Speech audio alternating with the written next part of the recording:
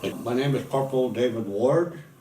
I'm from Sawridge Number 1 on Lesser Slave Lake. I'm Irish Cree with a little bit of French in. I now live in Vancouver, BC. I served with the Canadian military from 1972 to 1978. What the federal government has done, and that's all parties, the Conservatives, the Liberals, and the New Democrats, voted in a new pension package in 2006 while the men and women were in Afghanistan getting killed. Mm-hmm. They come back to find out they're having problems with the medical. They're being bought out. The major that I personally met lost both his legs and his one arm, can't have sex with his wife from an IOD.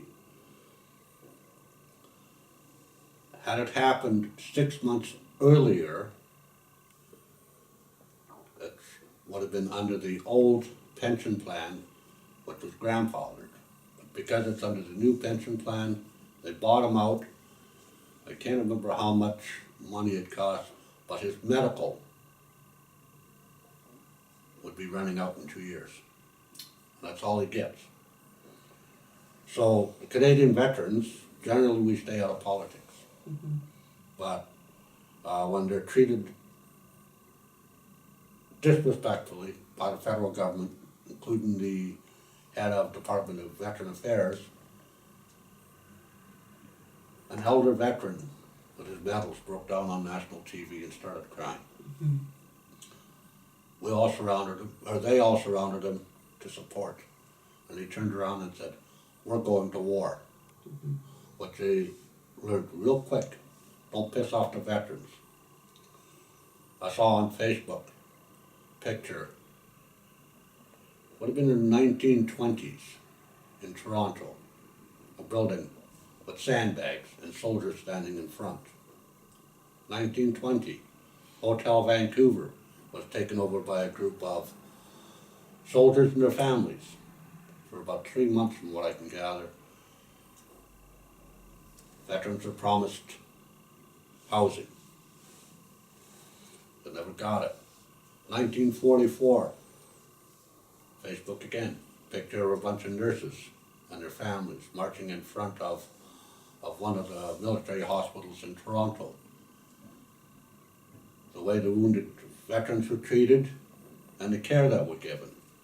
So this war with the federal government has been going on for almost, will be coming up to 100 years, of where we have to fight for our own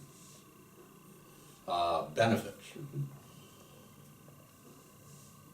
June 4th, we're going to be on Parliament Hill to have a meeting with Mr. Harper.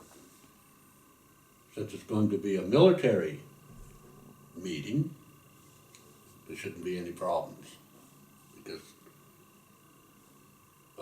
we were asked, well, what if these anarchists show up? And we just looked at him and just smiled and said, "We're Army.